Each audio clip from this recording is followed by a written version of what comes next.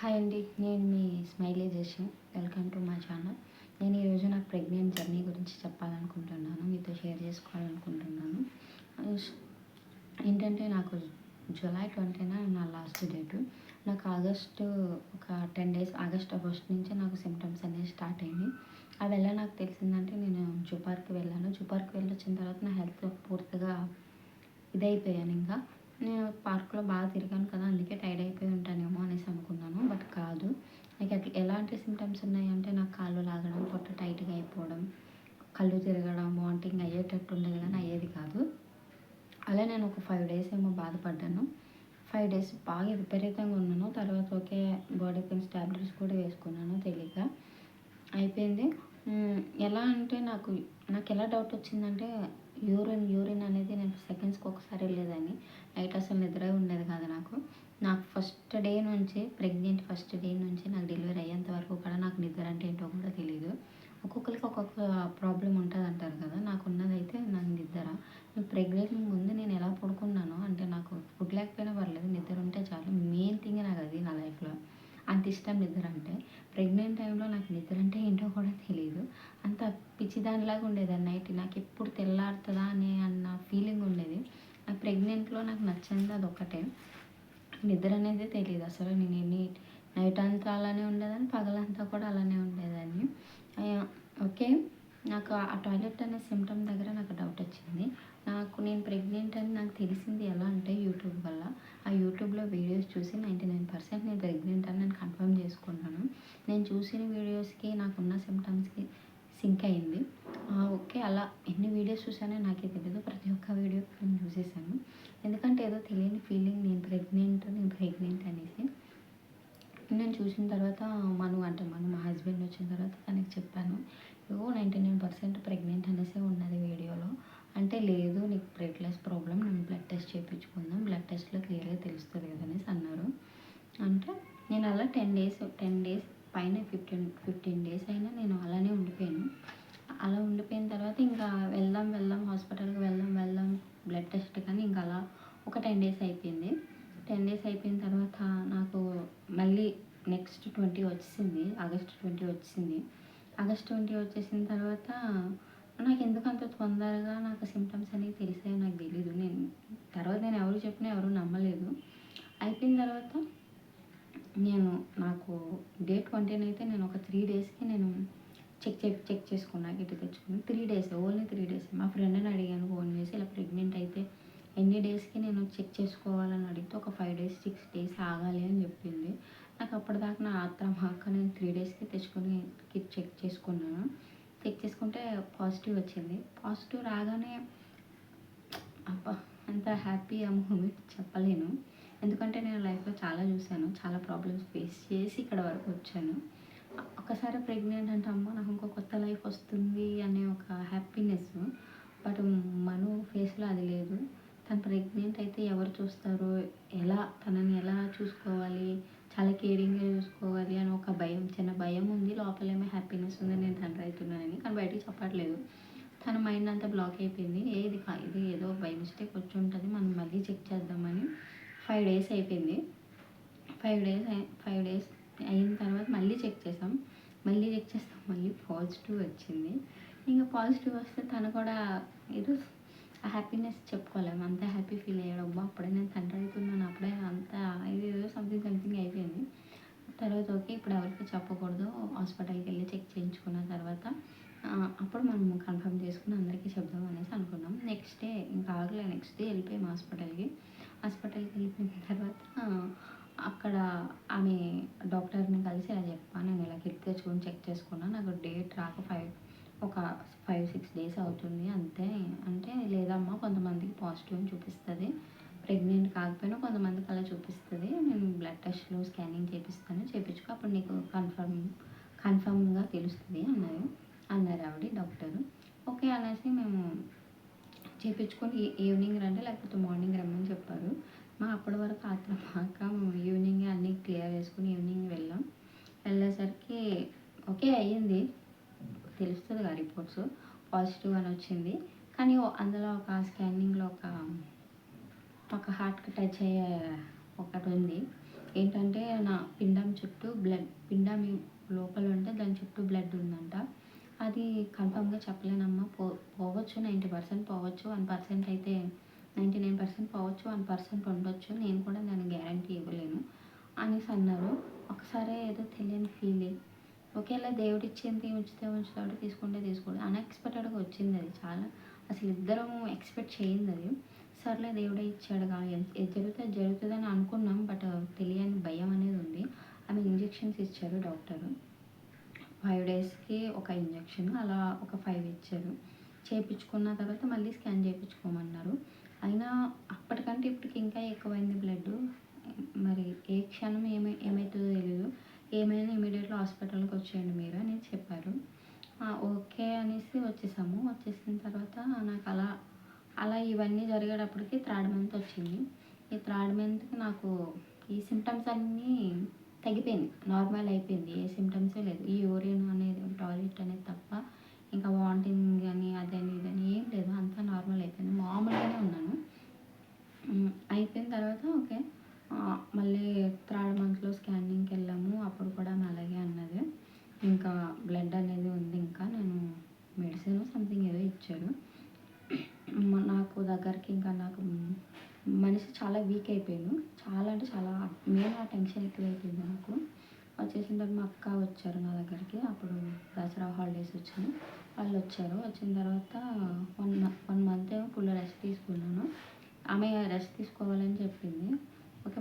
Full rest తీసుకున్నాను. బాగా food తీసుకున్నాను. జ్యూస్లని అవన్నీ ఇవన్నీ బాగా తీసుకున్నాను. తీసుకుని స్కానింగ్‌కి వెళ్ళిన తర్వాత బ్లడ్ క్లియర్ అయిపోయింది అని చెప్పారు. చాలా గుడ్ న్యూస్ అది మాకు. అంత గుడ్ న్యూస్ అంటే అసలు ప్రాణం లేసొచ్చింది ఒకసారి చెప్పాలంటే. బ్లడ్ క్లియర్ అయిపోయింది. ఓకే. బాగానే ఉంది బాబు గ్రోత్ అనేసి అన్నారు. ఓకే. అయిపోయింది. మంచి హ్యాపీగా వచ్చేసాము ఇంటికి. మా అక్కకి చెప్తే మా అక్క కూడా హ్యాపీగా ఫీల్ అయింది. ఇంటికి వచ్చేసి నేను ఒక 2 డేస్ అయింది హాస్పిటల్ నుంచి వచ్చిన తర్వాత. ఇంటికి వచ్చి నేను పడుకున్నా. ఆఫ్టర్‌నూన్ పడుకునేసరికి ఏదో సడన్‌గా మెలుకువ వచ్చి లేస్తే నా హార్ట్ బీట్ తెలిసింది. హార్ట్ బీట్ తెలిసినప్పుడు నా మూమెంట్ చూడాలి అసలు. ఇది నిజమా కలా, ఇది ఏంటి ఇక్కడ ఏదో నాకు లెఫ్ట్ సైడ్‌లో తెలిసింది. చిన్నగా హార్ట్ బీట్ కొట్టుకుంటుంది. నాకు అర్థమైంది. నాకు 3 మంత్స్‌లో అర్థమైంది నాకు. అలా అంటే నాకు నమ్మాలనిపించలేదు ఒక సెకండు.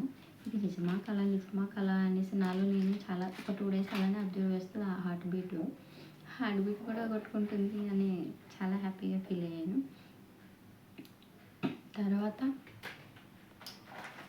తర్వాత నాకు ఏ సింప్టమ్స్ లేవు కానీ ఎక్కువసేపు నిలబడలేకపోయాను. నాకు బెండకాయ కర్రీ పడేది కాదు. బెండకాయ కర్రీ తిన్నప్పుడల్లా వామిటింగ్స్ అయిపోయాయి.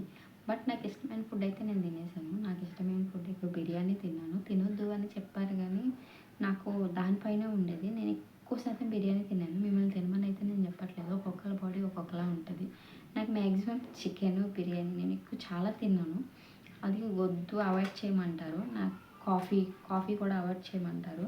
నేను కాఫీ తాగేసాను, టీ తాగేసాను, బిర్యానీ ఇంకే ఫుడ్ అయినా నా నోటికి వెళ్ళేది కాదు. నిజం చెప్తున్నా, ప్రామిస్. నేను బిర్యానీ తిన్నా, చికెన్ లాలీపాప్స్ తిన్నా, ఇవన్నీ తిన్నా. నేను మిమ్మల్ని తినమని అయితే చెప్పట్లేదు.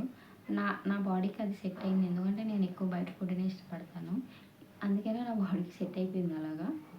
అవి బాగా తిన్నా. నాకు హార్ట్ బీట్ ఫార్మ్ అయింది.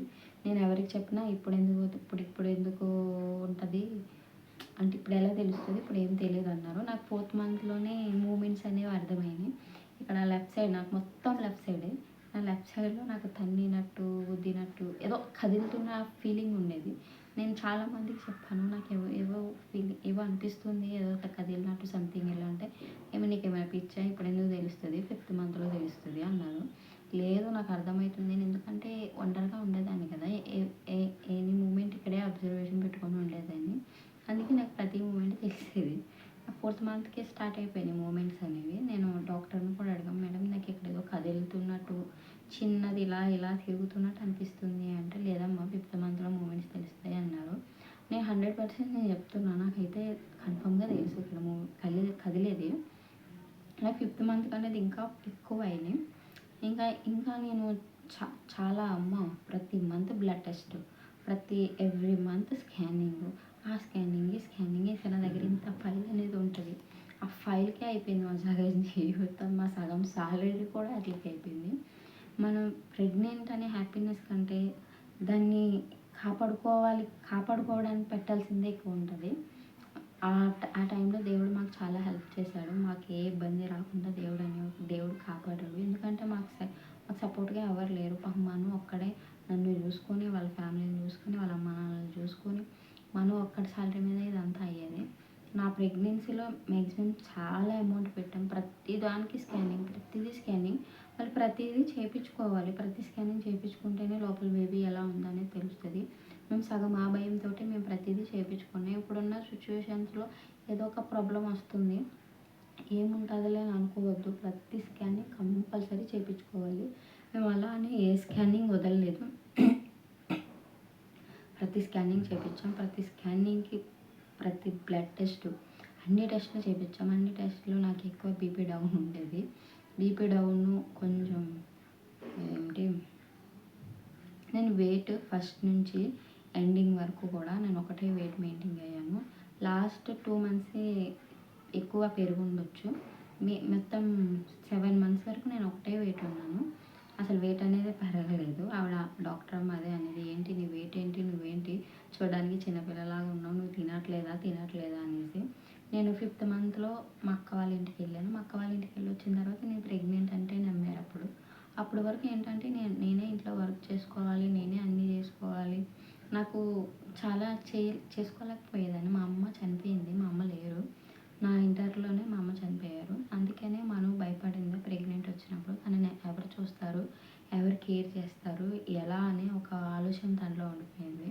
అలానే 4 మంత్స్ అసలు మెయిన్ ఆ టైంలో మనకు ఒక సపోర్ట్ ఉండాలి. బట్ ఆ టైంలో ఎవరు లేరు. అలానే మను చూసుకున్నాడు. బాగా ఉన్నప్పుడు నాకు హెల్త్ కండిషన్ బాగానప్పుడు పాపం తనే ఇంట్లో వర్క్ అంతా చేసేవాడు. తనే చాలా చాలా మొత్తం 99% తనే చేసుకునేవాడు. నాకు ఫుల్ రెస్ట్ ఇచ్చేవాడు. ఎందుకంటే నాకు ఇంతకు ముందు ఒక ప్రాబ్లం ఉంది కదా, ఏమో మళ్ళీ ఏమైనా ఎఫెక్ట్ అవుతుందేమో అనేసి నాకు నార్మల్‌గా ఏం చేయనిచ్చేవాడు కాదు. అలా 5th మంత్‌లో మా అక్కల ఇంటికి వెళ్ళాను. మా అక్కల ఇంటికి వెళ్ళి వచ్చిన తర్వాత నేను ప్రెగ్నెంట్ అంటే నమ్మారు. ఎందుకంటే ఒక 1 మంత్ నాకు ఏ వర్క్ లేదు, ఏమీ లేదు. ఫ్రీగా కూర్చొని తిని ఉన్నాను. అక్కడ కూడా నేను సేమ్ బిర్యానీ తినడం వల్ల నన్ను నేనే గుర్తుపట్టుకోలేకపోయాను. ఇంత లావు అయిపోయి ముఖం ఇంత అయిపోయింది. నాలో చాలా చేంజ్ వచ్చేసింది. నన్ను నేనే గుర్తుపట్టుకోలేనంతలా మారిపోయాను 5th మంత్‌లో నేను. ఆ 5th month, 6th month, 5th month, 6th month మళ్ళీ నేను 5th మంత్ అయిపోగానే 6th మంత్ మళ్ళీ ఇక్కడికే వచ్చేసాను.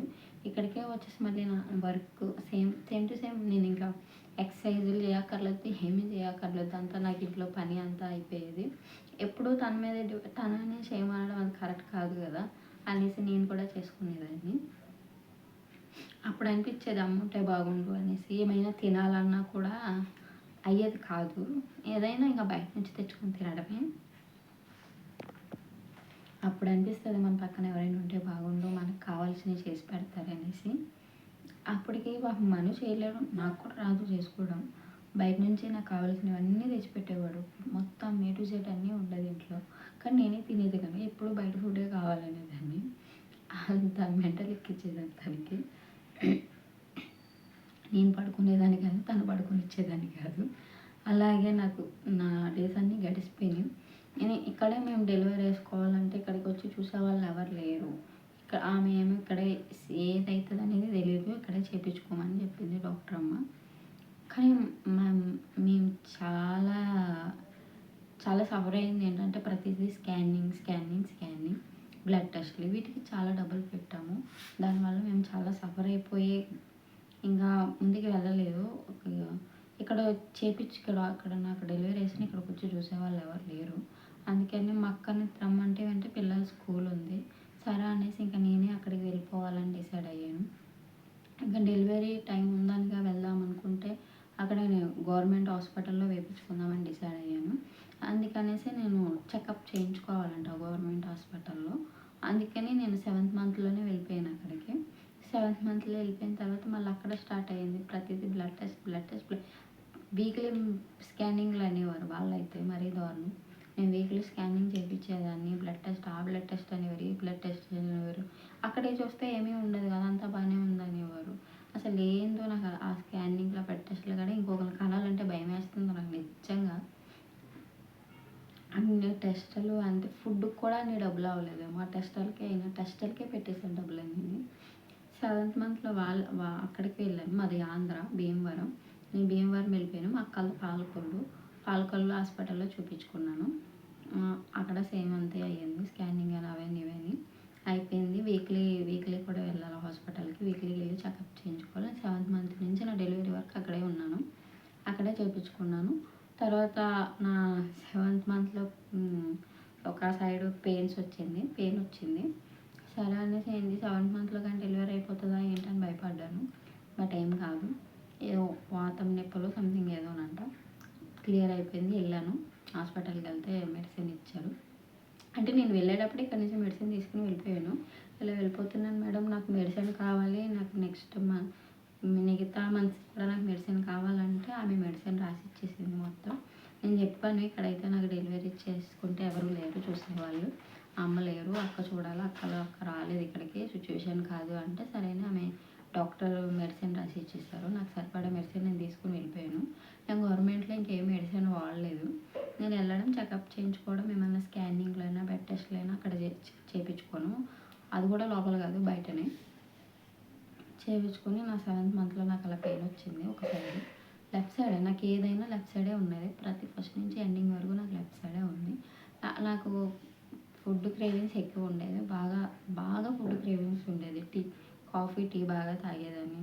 ఇప్పుడు ఎవరైనా తిట్టుకోవచ్చు, చేయొద్దనే నువ్వు చేసి ఇప్పుడు లైవ్ చెప్తున్నావా వీడియోలో అనేసి. లేదండి, నాకు అనిపించింది నేను చేసేసాను ఆ టైంలో. నాకు చెప్పే వాళ్ళు భయపెట్టే వాళ్ళు ఎవరు లేరు కదా. నా ఇష్టం వచ్చినట్టు నేను తినేసాను, తాగేసాను. వాటి వల్ల అయితే నాకేం ప్రాబ్లం రాలేదు. నాకు సైడ్ ఎఫెక్ట్స్ కూడా ఏమీ లేవు. అలాగే మేము చేయమని నేను అనట్లేదు. ఓకే, నేను సెవెంత్ మంత్ అక్కడికి వెళ్ళాక మా అక్క వాళ్ళ హస్బెండ్ బిర్యానీ కావాలా, అది కావాలి, ఇది కావాలి, అది కావాలని మొత్తం ఫుడ్ పెట్టి నన్ను ఇంకా ఎంత చేశారు, ఎంత అయ్యింది. చాలా లావు అయిపోయాను నేను. అయితే బేబీ వెయిట్ కూడా పెరిగిపోయాడు, చాలా వెయిట్ పెరిగిపోయాడు బేబీ. అయితే 5 kgs ఏమో, 4.5 ఉన్నాడు పుట్టేటప్పుడు బేబీ. అయితే ఓకే, అక్కడ చెకప్‌లకి వెళ్ళేదాన్ని, వీక్లీ వెళ్ళేదాన్ని. మధ్యన కొన్ని ప్రాబ్లమ్స్ అనేవి వచ్చాయి. మళ్ళీ నాది ఏప్రిల్‌లో డెలివరీ డేట్ అయితే మార్చిలో పెయిన్ లాంటి ఏదో ఆ క్షణం అంతా అంతే. ఏ క్షణం ఏమవుతుందో తెలీదు. భయం. నేను ఇక్కడ ఉండకపోవడానికి కూడా కారణం అది. నాకు ఏ టైంలో ఏమవుతుందో తెలీదు. మనం ఒక్కడికి భయపడతాడనైతే ఓకే అయితే అయిందని నేను అక్కడికే వెళ్ళిపోయాను. లేకపోతే మీ అక్కని తీసుకొచ్చి ఇక్కడే వేపిద్దాం డెలివరీ అన్నాడు. లేదు, నేను అక్కడికే వెళ్తాను, నీకు ఏ టైంలో ఏమైనా మీ అక్క వస్తుంది డెలివరీ టైంకి, ఏమైందిలే ఉండిపో అన్నాడు. లేదు, నీకేం తెలీదు, సడన్గా ఏమవుతుందో తెలీదు, ఏమొస్తుందో తెలీదు. ఒక నైట్ అయితే నేను అలానే నొప్పితో బాధపడ్డాను. 5th మంత్లో బెండకాయ కర్రీ వేసుకొని తిన్నా ఒక 3-4 అవర్స్కి నాకు చాలా అంటే చాలా ఎఫెక్ట్ వచ్చేసింది. అసలు ఏమైతుందో తెలీదు. నాకు ఆల్రెడీ ఫస్ట్‌లో ప్రాబ్లమ్ వచ్చింది కదా, దానివల్ల ఏమన్నా అయిందేమో అని తలకిందులు అయిపోయి భయపడిపోయి ఫుల్ చెమటలు పట్టి ఆ బెండకాయ కూర అనేది నేను లైఫ్‌లో మర్చిపోలేను. అంత వామిటింగ్స్ అయ్యేంత వరకు నా మనసుకి నాకు అసలు మామూలుగా లేదు అసలు. ఆ వామిటింగ్స్ 1కేమో వామిటింగ్స్ అయిపోయినాయి. అప్పుడు ప్రశాంతంగా ఉండి పడుకున్నాను. అంత భయంకరం నాకు బెండకాయ కర్రీ. అప్పటి నుంచి నేను ఒక్కడిని భయపెట్టకూడదు అనేసి డిసైడ్ అయిపోయాను. నేను అక్కడికి వెళ్ళిపోయాను. అప్పుడు నాది ఏప్రిల్ 29 డేట్ అయితే నాది డెలివరీ డేటు. నాకు మార్చిలో 31న పెయిన్ లాగా స్టార్ట్ అయిపోయింది. నేను హాస్పిటల్కి వెళ్ళిపోయాను. అలా నేను చాలాసార్లు హాస్పిటల్కి వెళ్ళాను. ఏవో ఒక పెయిన్స్ వచ్చేవి. అవి ఏంటంటే కంపల్సరీ యూరిన్ ఇన్ఫెక్షన్ ఏవేవో వస్తాయి కదా, వాటి వల్ల వెళ్ళేదాన్ని. అలాగ 2 times ఏమో వెళ్ళాను.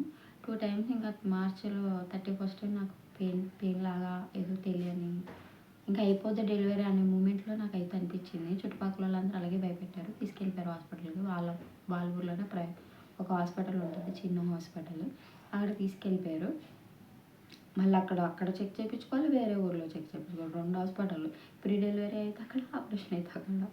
ఇంకా 2 హాస్పిటల్‌కి తిరగలేక చచ్చిపోయేదాన్ని. ఆ ప్రెగ్నెంట్ వాళ్ళు ఇక్కడ ఉన్నన్ని రోజులు బైక్ మీద రావడమే. అక్కడికి వెళ్ళాక తిరగడానికి చచ్చిపోయేదాన్ని మెయిన్.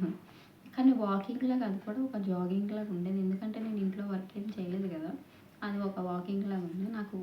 ఓకే, ఈమెకి ఎక్కడైతే చెక్ చెక్ చేస్తారు కదా, చెక్ చేసిన తర్వాత ఈమెకి ఇక్కడ డెలివరీ అవ్వాలి, మీరు పెద్ద హాస్పిటల్ వేరే అంటే వీళ్ళు చిన్న హాస్పిటల్ దాన్ని ఏదో అంటారు, అక్కడ నుంచి వాళ్ళు పాలకొల రిఫర్ చేశారు, పాలకొల తీసుకెళ్ళిపోమన్నారు. ఇంకా అప్పటికప్పుడు మళ్ళీ 4 అయింది టైము, నేను ఫోన్ చేసి మనకి రమ్మని చెప్పాను. సరే అయితే నువ్వు వెళ్ళి అక్కడ జాయిన్ అవ్వు, నేను బయలుదేరుతానని చెప్పాడు. వెళ్ళి అక్కడ జాయిన్ అయ్యాము. జాయిన్ అయిన తర్వాత చెక్ చేసి అలా ఏం లేదు, ఈమెకి ఏమి లేదు, నార్మల్గానే ఉంది, స్కాన్ చేసుకురమ్మన్నారు. స్కాన్ చేసుకొచ్చాను. బ్లడ్ టెస్ట్ అన్నారు, బ్లడ్ టెస్ట్ చేయించుకొచ్చాను. అప్పుడు మళ్ళీ ఓకే వెయిట్ చేయాలి అనేసి ఒక రూమ్ ఇచ్చారు, ఆ రూమ్లో ఉన్నాం. ఉన్న తర్వాత ఇంకా మనం ఫోన్ చేసి ఇప్పుడు ఏం వద్దులే, ఏం చెప్పట్లేదు, డెలివరీ అయ్యేటట్టు చెప్పట్లేదు, ఓకే వద్దులే అంటే ఇంక మనం ఆగిపోయాడు. ఇంకా మా ఉంటారు కదా చుట్టాలు వాళ్ళందరూ వచ్చారు. వచ్చిన తర్వాత నైట్ ఏమన్నారంటే ఇంకా ఈమెకి చూస్తాం, అబ్జర్వేషన్లో పెడతాం, 9 వరకు అబ్జర్వేషన్లో పెడతాం, చెక్ చేస్తాము, ఇగో పెడతారు కదా ఇలా పెట్టి చెక్ చేసేవారు. అవి చెక్ చేసిన తర్వాత ఓకే ఈమెకి ఏమి ఇప్పుడు ఏం డెలివరీ అయ్యేటట్లేదు, ఈమెకి జస్ట్ యూరిన్ ఇన్ఫెక్షన్ వచ్చింది, ఇంత ట్యాబ్లెట్ ఇచ్చి పంపించేశారు. ఆ ట్యాబ్లెట్ ఇచ్చి పంపించేసిన తర్వాత ఇంకా మళ్ళీ నాకు ఎలాంటి ప్రాబ్లమ్స్ అయితే రాలేదు. మళ్ళీ ఏప్రిల్ 29 డెలివరీ డేటు. అప్పటి వరకు నాకు ఇంక మళ్ళీ ఏం రాలేదు. నేను చెక్కింగ్కి వెళ్ళినప్పుడల్లా డాక్టర్ అడిగేది, ఏమమ్మా నీకు ఇంకా డెలివరీ అవ్వదా, నీకు ఇంక ఎప్పుడు డెలివరీ అవుతుంది, ఎప్పుడు అవుతావు నువ్వు డెలివరీ, ఇంకెలా తిరుగుతారు ఉన్నావా అంటుంది. నా డేట్ ఇప్పుడు ఇచ్చారు మేడం, నేను ఇప్పుడైతాను, ఎందుకు అవుతాను ఈ మధ్యలో అంటే, నీతో పాటు వచ్చిన వాళ్ళందరూ అవుతున్నారు, నువ్వు ఎందుకు అవుతులేదు అని అంటుంది ఆమె, జోకులు వేసేది డాక్టర్ అమ్మ. సరే 29 వచ్చింది. 29 నేను అప్పటికే మనం 3 డేస్ ముందే వచ్చేయమన్నాను. ఆ టైంలో తను ఉంటే ఒక తెలియని ఫీలింగ్ కదా, 3 డేస్ ముందే తను వచ్చేసాడు. నాకు 29 మార్నింగ్ 3కి స్టార్ట్ అయినాయి పెయిన్స్. అసలు ఆ పెయిన్స్ ఉన్నాయిరా బాబు, అమ్మ అవేం పెయిన్స్ అమ్మ, ఎలా భరించి ప్రీ డెలివరీ వేస్తారో వాళ్ళకి దండం పెట్టాలి అసలు నిజంగా. ఆ పెయిన్స్ ఫస్ట్ ఫ్రంట్ స్టార్ట్ అయితే తెర్రని బ్యాక్కి వెళ్ళేది, మళ్ళీ కొద్దిసేపు మళ్ళీ వెళ్ళేది. అలాగే నాకు 3కి స్టార్ట్ అయితే చిన్నగా స్టార్ట్ అయితే ఇంకా వాళ్ళు డాక్టర్లు కూడా చెప్పేశారు, మీరు 29 వచ్చి జాయిన్ అయిపోయామనేసి. ఓకే ఇంకా నీకు ఫ్రీ డెలివరీ అవ్వలేదు కదా, సిసెక్షనే అనేసి భయపెట్టడం కాదు చెప్పారు. ఓకే మేము ఇంకా బట్టలన్నీ సర్దుకొని రెడీ ఉన్నాం, మార్నింగ్ లేవడం వెళ్ళిపోవాలి. కానీ నాకు అప్పుడే పెయిన్స్ కూడా స్టార్ట్ అయిపోయినాయి. స్టార్ట్ అయిపోయిన తర్వాత నేను చెప్పాను అందరికి, నాకు ఇలా వస్తుంది, పెయిన్స్ వస్తున్నాయి అంటే గట్టిగా ఏమి రావట్లేదు, చిన్నగా స్టార్ట్ అయినాయి. ఇంకా మేము 9 కల్లా అంతా ప్యాకప్ చేసుకొని ఆటో మాట్లాడుకొని ఇంకా వెళ్ళేసరికి మళ్ళీ అక్కడ స్కానింగ్ రాశారు. స్కానింగ్ బ్లడ్ టెస్ట్లు మళ్ళీ రాశారు. మళ్ళీ అలాగే మధ్యాహ్నం 2 వరకు అలానే ఉన్నాయి నొప్పులు అనేవి. పెయిన్స్ రావాలి ఇంకా రావాలంటున్నారు. నేనేమో అమ్మో మళ్ళీ వచ్చేస్తుంది నాకు ఏడుస్తున్నాను. అది వచ్చినప్పుడు అసలు జుట్టు పిక్కోవాలన్నంత బాధ అది లైఫ్లో బాబు. ఫస్ట్ స్టార్ట్ అయ్యి మళ్ళీ వెనక్కి వెళ్ళేది, అమ్మో నాకు మళ్ళీ వచ్చేస్తుంది అనేదాన్ని. ఇంకా రావాలి ఇంకా నువ్వు పుష్ చేయాలి అప్పుడే అవుతుంది, ఇంకా పెయిన్స్ అంటే ఎక్కడ బాధ, మామూలు బాధ అది వామ్మో. అంటే ఇంకా నైట్ అయిపోయింది, 9 అయిపోయింది. 9 నాకు 2 వరకు చెక్ చేస్తూనే మిడ్ నైట్ 1 వరకు చెక్ చేస్తూనే ఉన్నారు. పెయిన్స్ ఇంప్రూవ్ అవ్వడానికి, ఇంకా ఎక్కువ అవ్వడానికి ఇంజెక్షన్ ఇచ్చారు, వామిటింగ్స్ అయిపోయినాయి. మాటికి చెక్ చేస్తారు, అది ఇంకా బాగా ఎక్కువ చెక్ చేస్తూనే ఉన్నారు. అయిపోయింది ఇంకా సరే ఈమెకి అవ్వట్లేదు, ఈమెకి సిసెక్షన్ చేయాలి, బేబీ మా బాబు కూడా మా బాబు మూమెంట్స్ కూడా అయిపోయినాయి, నాకు ఏం లేదు. రైట్ సైడ్లో స్టక్ అయిపోయి ఉండిపోయాడు. అలాగా స్టక్ అయిపోతే వాళ్ళంతా వచ్చి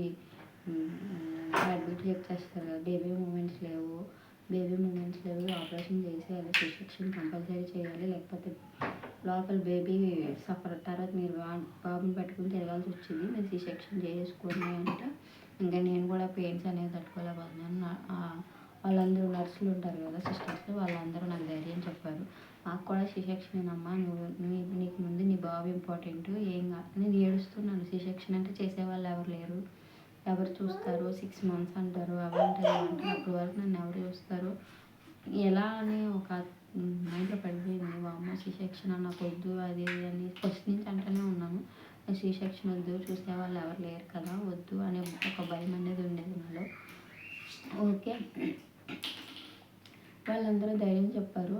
"ఏముండదమ్మా మేమందరం మేము నా సిస్టర్స్ మాకే సి సెక్షన్ జరిగింది. నువ్వెంత" అది ఇది అనేసి ఏదో మోటివేషన్స్ చెప్పేసి నన్ను పంపించేశారు.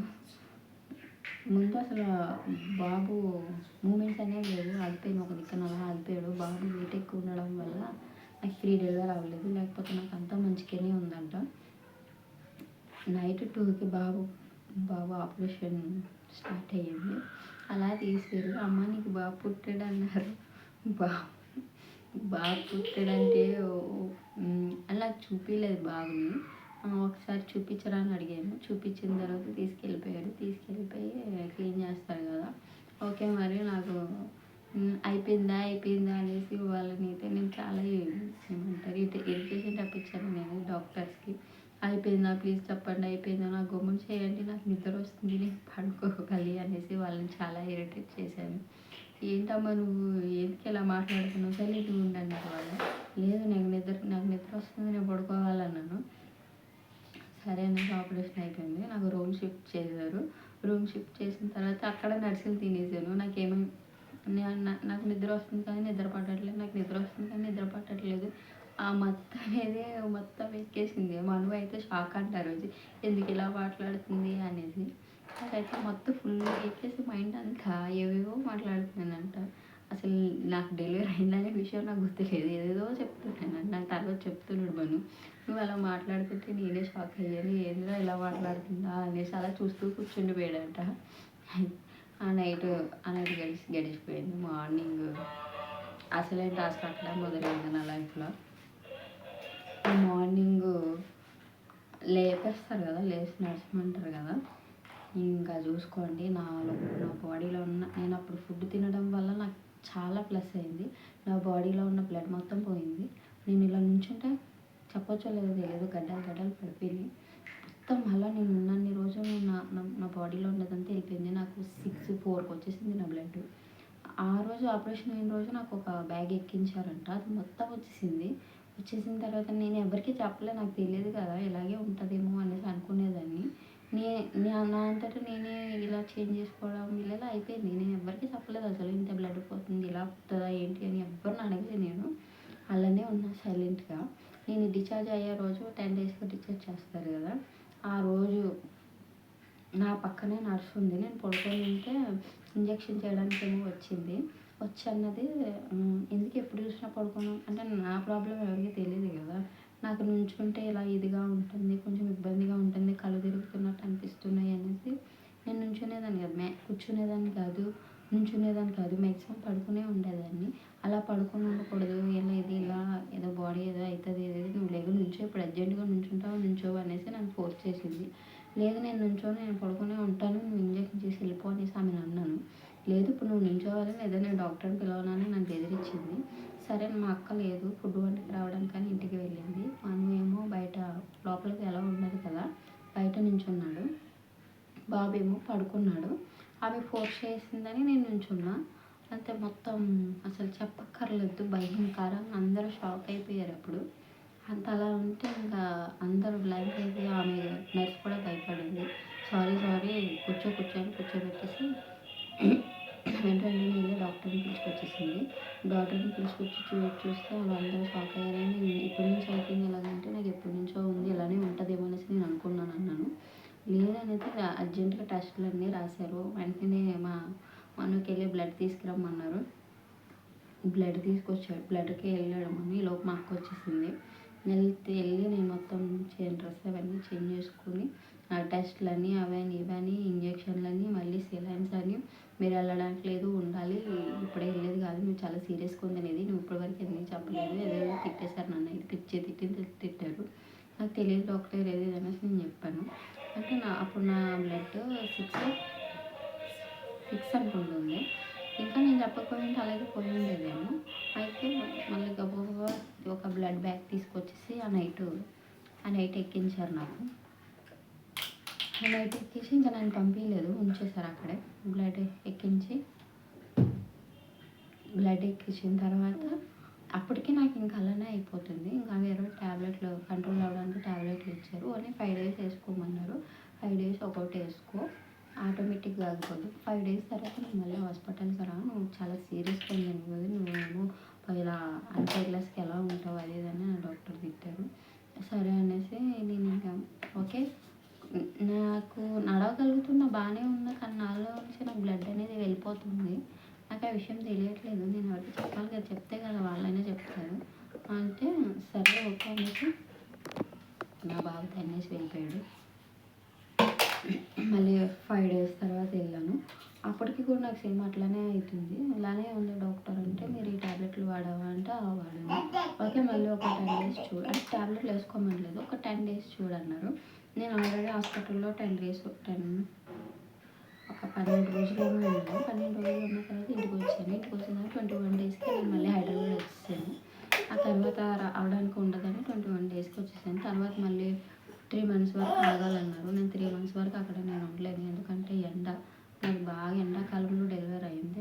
అసలు ఉండలేకపోయాను, ఒక క్షణం ఉండలేకపోయాను అక్కడ. నేను ఇంకా నా వేడి నాకు చాలా వేడి వచ్చేసింది.